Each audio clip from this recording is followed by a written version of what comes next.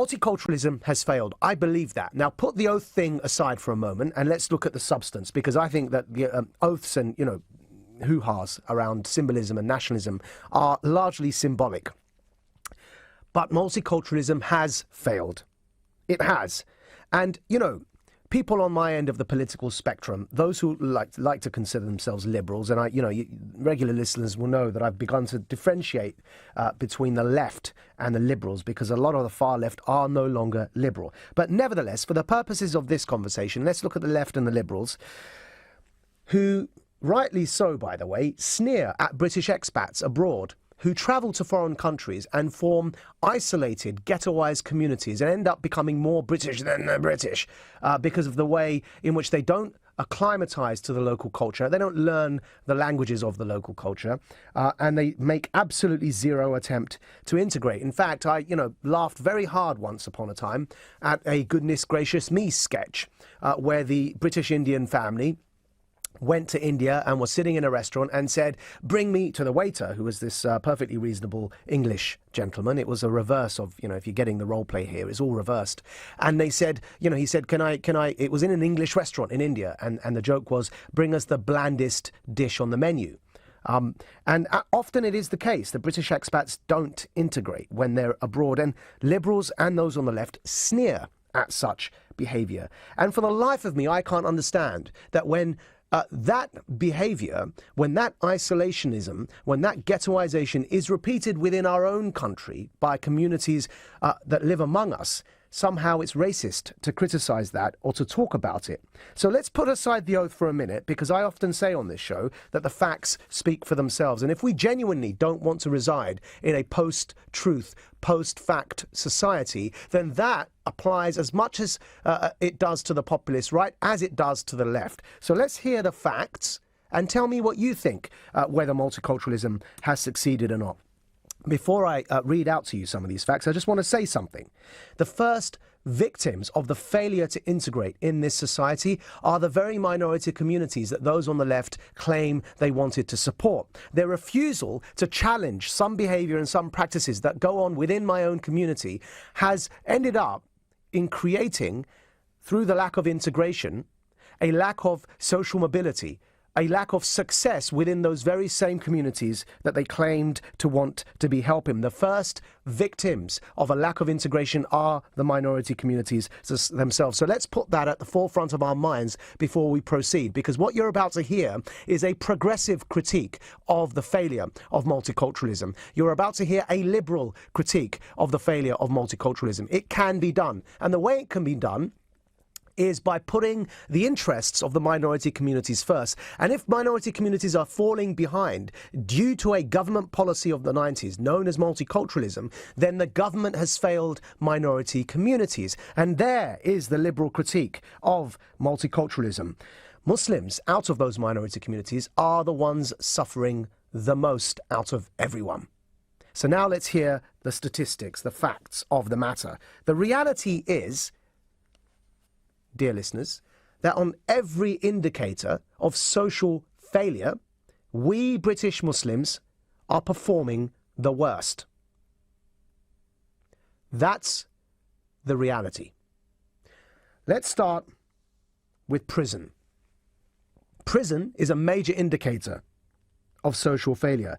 5% of this country are Muslim. Do you know how many percentage of our prison population are Muslims? From that 5%, 14.4% of the population in prison are Muslim. That's a major, major failure. 20% of the population of prisons, that's how much it went up by over the last decade.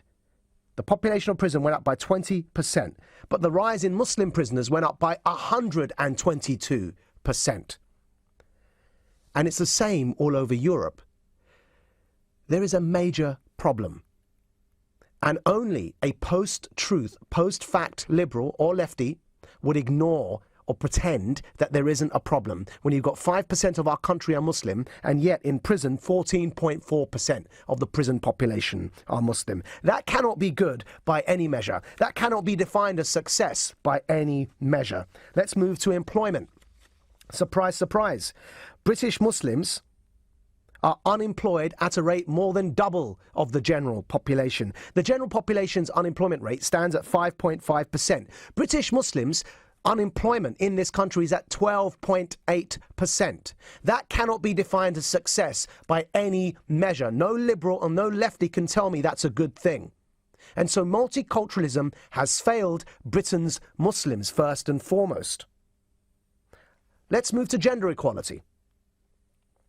Out of the 12.8% of unemployed in this country, 65% of them are Muslim women.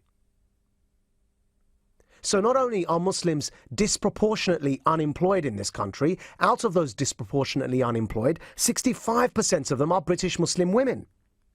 And that's not, by the way, because people don't want to employ them, because the same survey asked employers how many would be willing to employ British Muslim women, and 75% of them said they would. Multiculturalism is dead.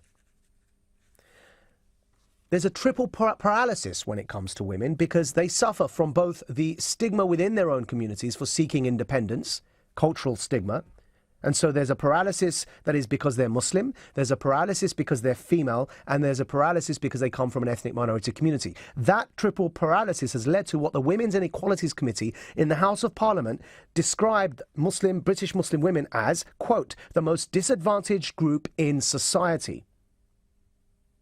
35% of all Muslim women from the age of 16 to 64 are unemployed in this country, compared to the 69% of the employment rate among women in the general population. That cannot be defined as success by any measure. Let's move to education. Again, the lowest performing. 24% of British Muslims reached a qualification level 4 or above. That's lower than the general population, and a lot lower than the rate within British Hindus, which stands at 45%, and British Sikhs at 30%. So when compared to other minority groups, it's a huge failure in education. And let's finally move to values. Liberal values with a small L. A 2016 ICM poll found that 52% of Britain's Muslims would ban homosexuality if they had a choice.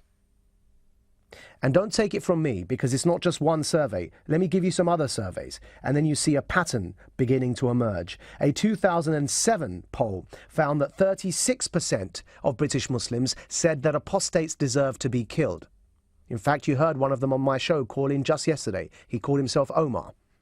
36% of British Muslims said apostates deserve to be killed. A 2008 YouGov poll surveying a British Muslim student opinion found 33% saying they supported a caliphate.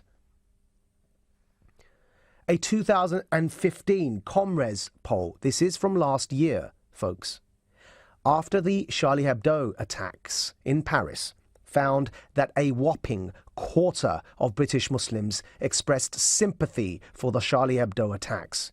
A quarter of British Muslims in a 2015 Comres poll expressed sympathy for those brutal murderers who killed people who were working for a cartoon magazine. By what measure can the 90s Labour Party model of multiculturalism be deemed a success after you've heard all of that? Because every measure of failure in society, Muslims top the polls in failure. This is my people. This is my community. So when I speak about this, I speak from a place of love and disgust at the failures of government, and disgust at those so-called community leaders within our communities who are hiding these truths from the women of our communities. the minorities within the minorities, from the gay Muslims, from the ex-Muslims, from the liberal Muslims, from the feminist Muslims. The truth is being obfuscated and hidden by these tin pot community leaders who pretend to speak on everyone's behalf. Surprise, surprise, when there was a survey done on it, once again, giving you some facts, a dose of truth, when there was a survey done on it, the Muslim Council of Britain, guess what the percentage of Muslims in the UK said they refer to the Muslim Council of Britain for leadership? Only 2%. And so why does the Muslim Council of Britain have a stranglehold, a monopoly on British Muslim leadership when only 2% of Britain's Muslims said they see them as leaders? I'm not anyone's leader, by the way. I'm just a dude with a microphone. But the point is, at least I can tell you the truth and not be obscured, not be post-truth, not be post-fact, because of the way in which we have become, due to political correctness, to fear that we're going to be called racist if we speak in this way. The truth is, what's truly racist is failing British Muslims in this way. What's truly racist is sitting back while a disproportionate number of us are in prisons, are failing at education, are the most unemployed in this country, and our women are the ones who are the biggest sufferers of this stigma in the country overall from any disadvantaged group. It's truly racist not to want to do anything about that. And the problem has been that we've been celebrating differences and not commonality. The problem has been a bigotry of low expectations.